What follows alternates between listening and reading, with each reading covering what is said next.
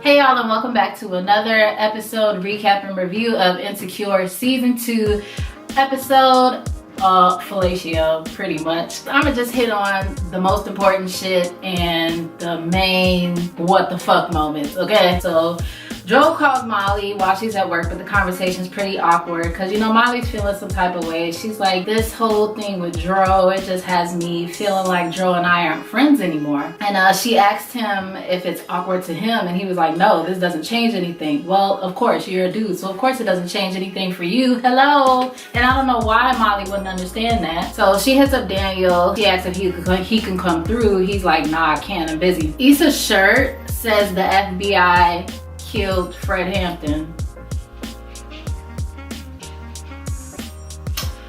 So she's checking her email and her text messages. She gets an email from Kelly about an event called a sexplosion. I guess it's kind of like a passion party or, you know, some type of thing like that. And then she's thinking, you know, should I go? I don't know. And then as she's looking on her phone, she looks out the window at old neighbor Bay's house. The light in his house is on. So she, you know, gives herself that pep talk in the mirror and who gonna get that dick?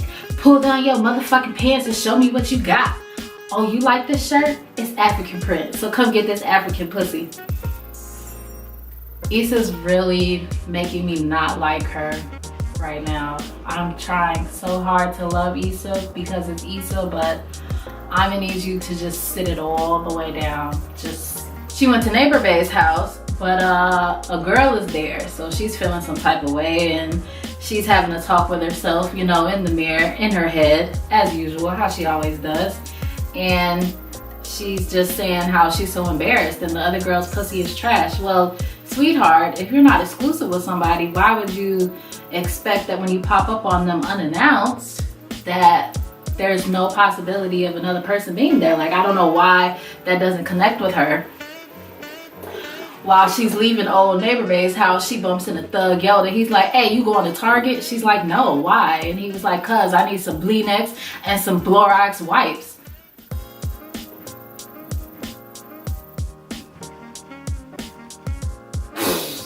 Nigga bad. So Lawrence is giving a presentation at work about something, child, I don't care, but the shit's called whoop whoop, whoop de whoop, hooty hoo, whatever the fuck it's called. And his co-workers aren't really feeling his presentation, but when it's over, he asks if they have any feedback, and they ask where he got his shoes from, because, you know, they look fly.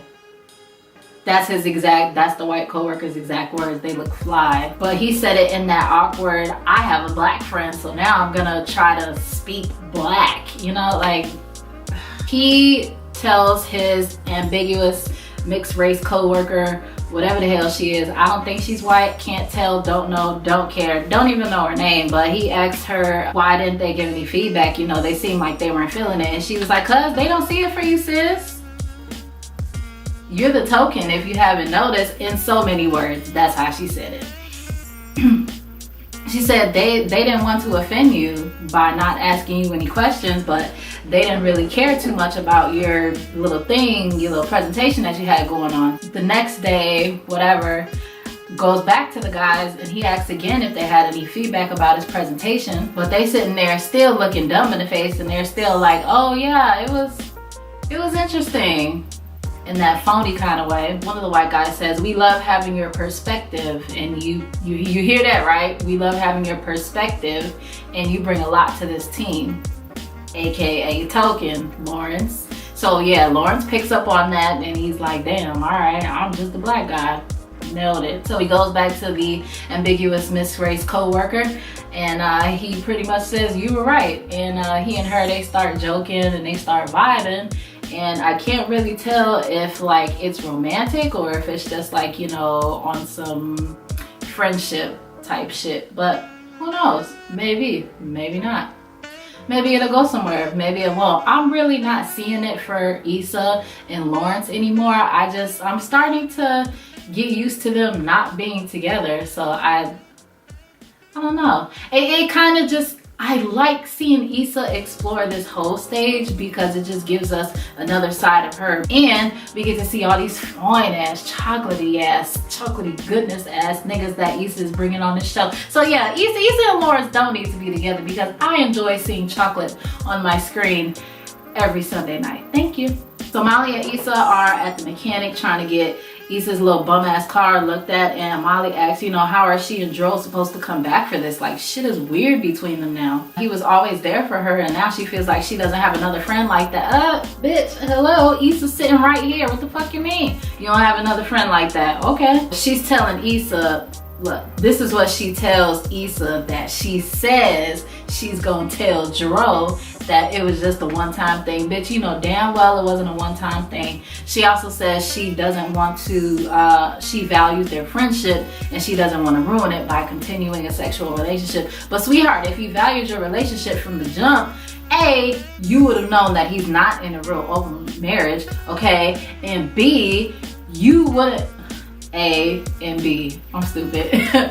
But B, you wouldn't have had sex with him anyway if you really truly valued your friendship. So no, girl, just call it for what it is. You want some dick, you like him, you're starting to look at him in a different kind of way, and it's okay. You ain't gotta lie to kick it, okay, Molly? You already went about this in the wrong fucking way, so if you're wrong, just stay wrong. Shit, at this point. Issa is also talking about how upset that everything in her life's not going her way. You know, her car got fucked up, her rotation's not working out right, and she's like, these niggas should come when I call. Like, this is how the rotation works.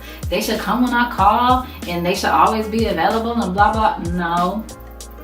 No, that's not how being a hoe works, sweetie. If you were a real hoe, you would know, but since you're not a hoe, of course you don't know. You're not even half a hoe. Issa said something I forgot, and then Molly was like, see, yeah, that's the hoe spirit. Molly, shut your ass up. You're not a hoe either, because if you were, you would have, Molly, if you weren't so fucking naive, you would have known that no relationship is perfect, especially your parents. So then Molly and Dro meeting up at a bar, and she says that she feels like they're different now, and then Dro's just like, man, stop being dramatic. Dro, where is your wife?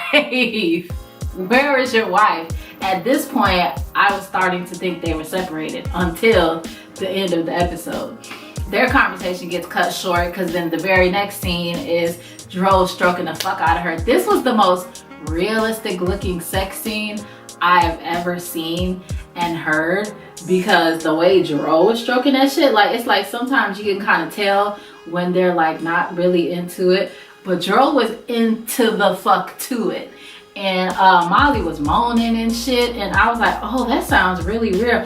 Do y'all know that the actress who plays Molly claims to be a virgin?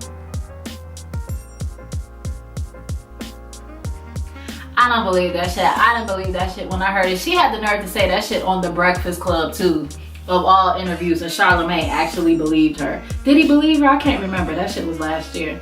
But the way that girl was moaning, it sounded like they was really, really having sex. And she was like moan talking, and she ain't no damn virgin. Get the hell out of here. Then after sex, Dro was like, I thought this was supposed to be a one-time thing, but we just turned it into a full-time thing. And Molly was like, you know what? How does this open marriage thing work? Like, what's T, sis? And he's like, I don't want nobody but you. And she was like, well, what if I want to see other people? And he goes, well, do whatever you want. Duh, Molly, that's what the fucking open marriage means. You do whatever the fuck you want. And he said, you know, it was Candace's idea to see other people anyway.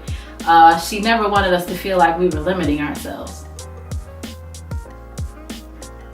Good for you, Dro. Good for you. You officially have this girl open. She's in her feelings. She wants you. Thanks a fucking lot. Issa's on a date with Nico, the Latin guy from the last episode. He finally made it to another date with her. Yay!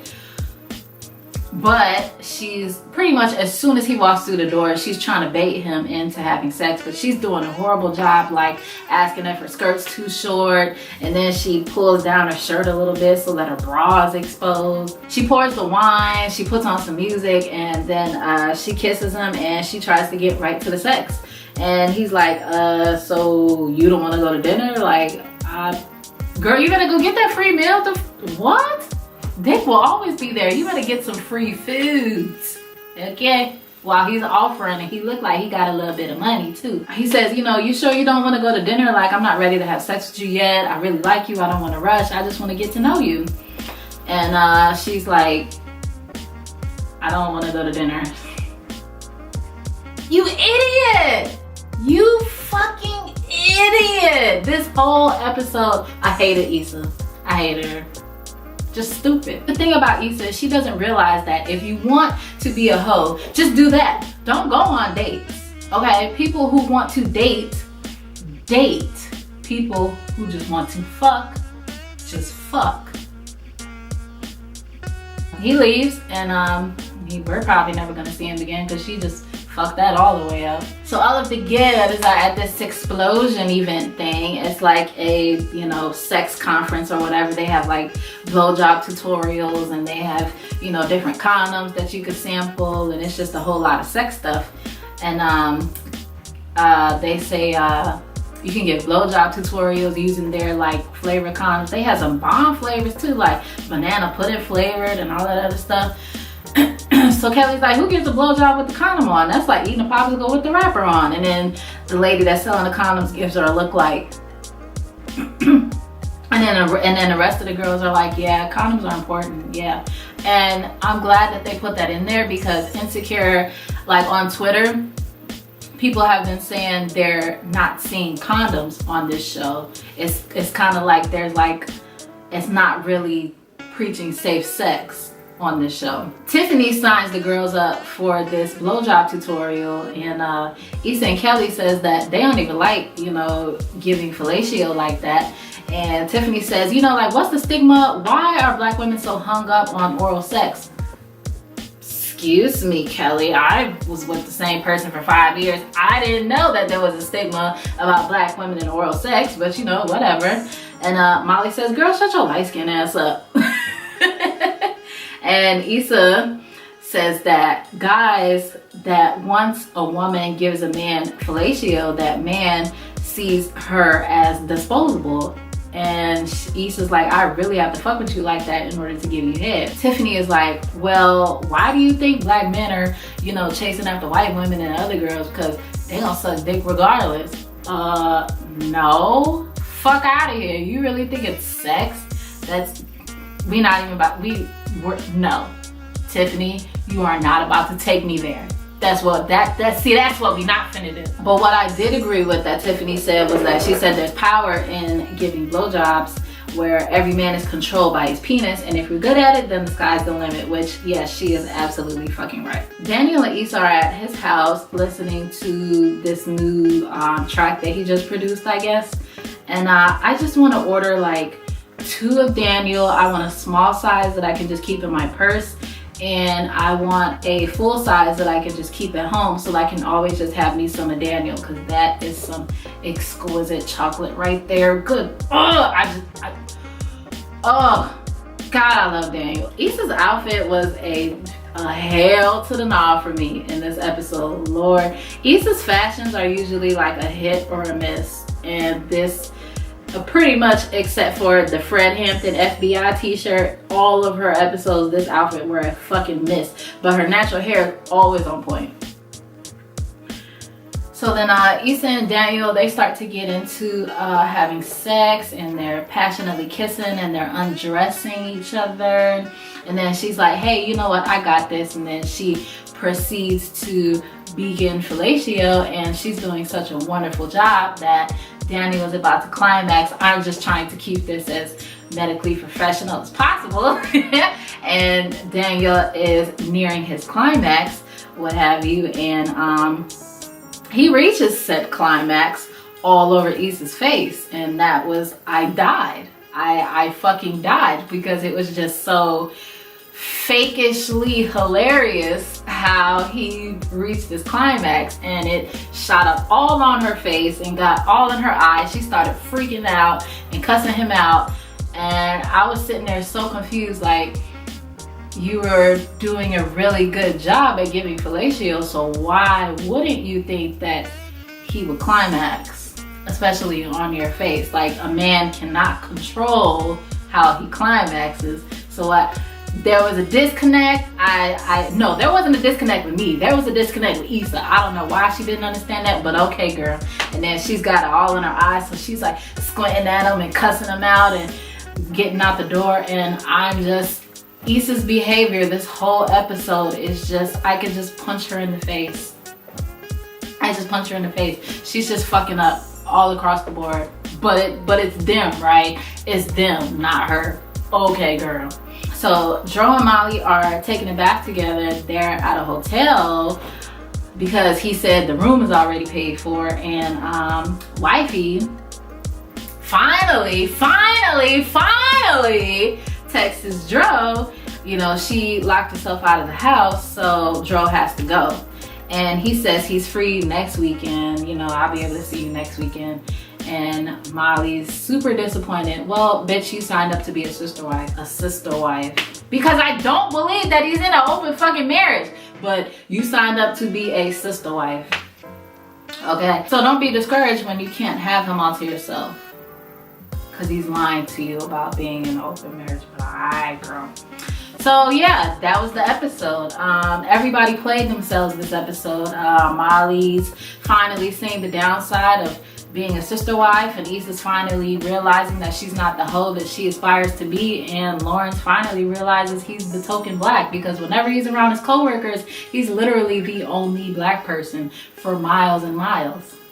Alright, so yeah, thanks for joining me, and I will see you next week. The episode looks lit as fuck next week because Derek, who is Tiffany's husband, who is also Lawrence's friend, is having a birthday party, and everybody's gonna be there. Everybody. Lawrence, Candace, Dro, Molly, Issa, Kelly. Ooh! Oh, it's gonna be hilariously awkward next week, and I cannot fucking wait. Wait, next week is Labor Day, so hell yeah, I'm gonna get that episode up early as hell next week because I'm gonna be off next Monday. So fuck yeah, I will see y'all early as shit Monday morning next week. Thanks for joining me, and I'll see you in my next review. Bye.